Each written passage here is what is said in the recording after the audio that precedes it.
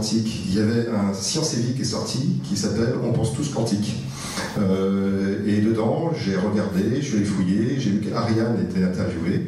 Je suis même allé écouter le podcast, je crois qu'il y avait un podcast en fait sur France Inter ou un autre qui existait. Je suis retourné sur Paris, il me dit il faut que je rencontre Ariane. Donc j'ai pris mon petit bâton, je suis allé à l'université, on s'est rencontrés, on s'est d'abord regardé un petit peu, tiens, tu fais quoi toi tu fais quoi toi. Et puis au bout de la deuxième réunion, on s'est dit non, on a des choses intéressantes à faire ensemble. Et ça c'est la deuxième partie de Get Quanti, c'est qu'on ne fait pas quelque part que lancer du marketing quantique sur le sujet, c'est qu'on mène aussi des expériences. Et on mène en ce moment une expérience avec Ariane, justement sur la cognition quantique. Et justement, c'est ton sujet de prédilection, et donc je te passe la parole. Donc, je pense qu'une des premières questions qu'on se pose, c'est pourquoi se tourner vers le quantique? Parce qu'il faut savoir quand même, il ne faut pas oublier que dès que les gens voient quelque chose d'un peu bizarre, ils disent c'est quantique. Et c'est pas très sérieux. Et donc, on veut essayer de donner une meilleure motivation pourquoi vraiment se tourner vers le quantique. Donc quel est le lien entre mécanique quantique et sciences sociales? On peut vraiment se poser la question. On parle de particules minuscules et là on parle de phénomènes sociaux, de comportements humains. Pourquoi y aurait-il un lien et de quelle nature est-il? La mécanique quantique est une science. Hein. L'intérêt, c'est d'apprendre quelque chose, comment la connaissance et l'action se retrouvent très liées. Et une limite de perturbation, lorsqu'on essaie d'apprendre, de mesurer quelque chose, on le perturbe et on ne peut pas faire autrement que de le perturber. Donc ça, c'est le point de départ, et ça pose un problème énorme pour la science. Et c'est vraiment le défi de la mécanique quantique. Comment peut-on faire de la science, lorsqu'on essaie de le faire, on transforme l'objet qu'on essaie d'étudier?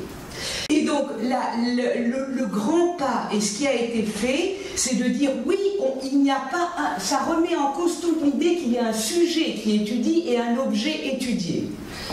Donc, oui, on ne peut pas faire la différence entre l'objet et le sujet, et on ne peut pas séparer le processus d'investigation, mais on peut faire ce qu'on appelle la double objectivisation, c'est-à-dire étudier le processus d'investigation lui-même.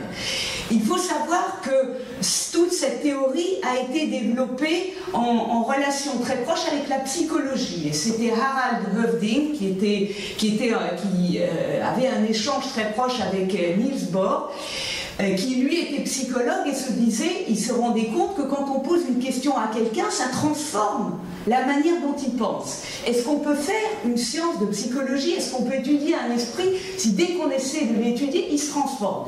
Et ça, c'est très important parce qu'on comprend que la mécanique quantique est le problème d'étudier quelque chose qui se transforme.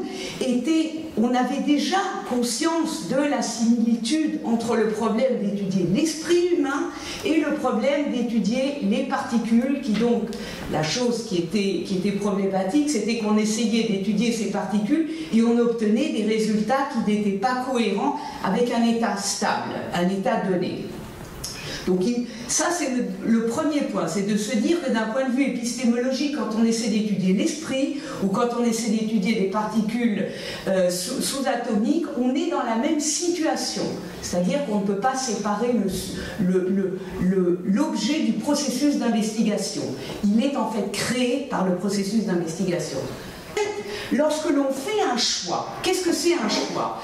En fait, on peut voir un choix comme une opération de mesure, parce que là, on était dans une théorie sur la mesure, et qu'est-ce que c'est un choix? On peut dire que le choix, c'est une mesure sur ce que vous préférez. On vous demande, et donc, une théorie de la mesure est pertinente à une théorie des comportements de choix. La cognition quantique.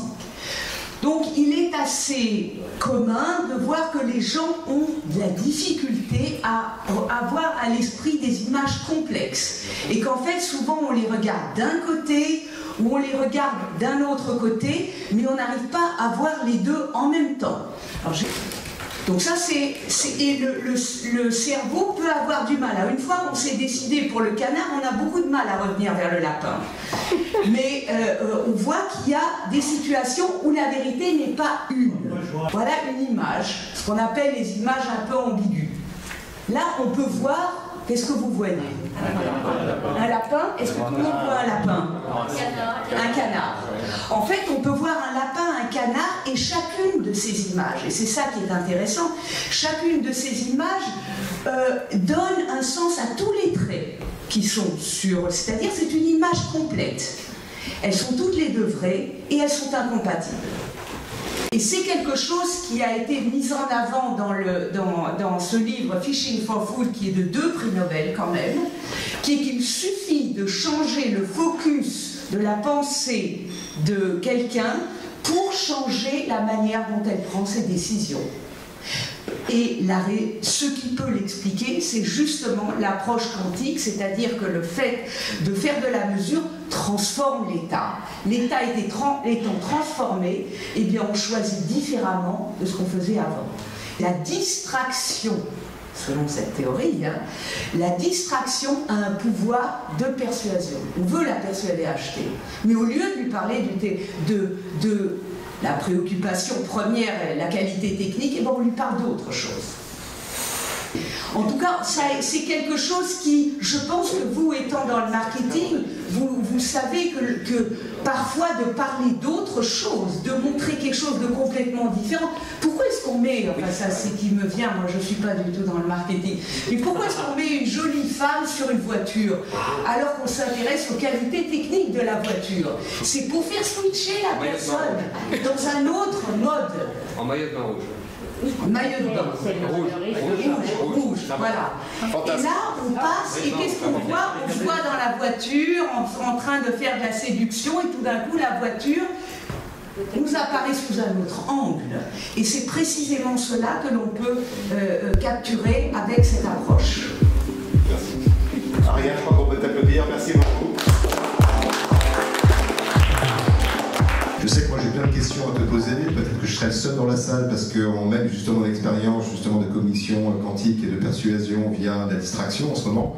On fait une étude sur internet, on a posé un certain nombre de questions à des gens et puis on fait la même étude en le distrayant et on leur demande s'ils veulent acheter ou pas le produit à la fin. Et on est en train de mener cette étude pour voir si finalement la théorie que tu proposes peut se vérifier, donc on a des expériences concrètes sur ce sujet. Donc voilà. Ariane est à votre disposition, Philippe est à votre disposition, je suis à votre disposition. Je voulais juste vous remercier d'avoir été présent ici, on va aller voir un petit coup avant. Ce que je vous propose simplement avant de partir, si vous voulez bien, c'est que vous avez un livre justement sur le marketing quantique qui est devant vous. Je vous propose bien évidemment de l'emmener.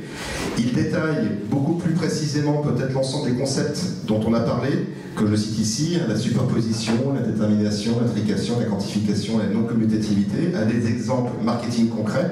Comment est-ce qu'à chaque fois ces principes physiques quantiques sont applicables ou pas au marketing.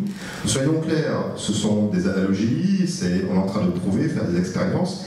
Et il y a donc un site internet, il y a non seulement le livre blanc qui est devant vous, qui est vraiment en exclusivité aujourd'hui, et deuxièmement aussi, il y a un site internet qui s'appelle Quantum- alors, il faut que je... Ouais. Si je fais ça, alors... Voilà, vous le voyez en haut, quantum-marketing.io. Il est aussi marqué à la fin du livre. Et vous pouvez vous balader à l'intérieur. Et à chaque fois que quelque part quelque chose vous intéresse, comme là par exemple on vient de parler de tout ce qui était scénario personnalisé et non-commutativité, mais il y a à chaque fois les limites du modèle traditionnel marketing qu'on a pu évaluer. Qu'est-ce qu'on dit en fait, par exemple Ariane là, sur le sujet? Et deuxièmement, et puis ce que nous apprend la mécanique quantique, la non-commutativité, et du coup comment est-ce qu'on pourrait appliquer ça dans des applications marketing concrètes. Donc c'est un site internet qui est ouvert. Pour ceux qui sont, je dirais, et je sais qu'il y en a parmi vous qui sont des grands influenceurs du web aujourd'hui, je vous propose de le diffuser de manière massive, quantum-marketing.io. On peut télécharger le livre blanc à la fin, effectivement par rapport au download. Et ce que je vous propose aussi, c'est qu'il y a aussi un aspect ici discussion. Voilà, vous pouvez effectivement discuter avec nous. Je suppose, et je l'espère, que nous ne sommes pas tous d'accord sur le marketing quantique, donc j'espère qu'il y aura justement de l'interaction, des gens qui effectivement disent mais non ça marche, d'autres qui disent mais oui ça marche. Je pense que c'est ce qu'il faut. Il faut qu'il y ait des discussions sur le sujet. On n'est qu'au début sur le sujet, ce sont des idées. Maintenant ces idées, il faut les faire grandir, il faut les arroser, il faut en discuter, c'est comme ça que ça marche. Et je vous remercie tous, vraiment tous, d'avoir été présents aujourd'hui. Et d'aller, maintenant, je pense qu'on a tous mérité d'aller boire un petit coup. Merci à vous.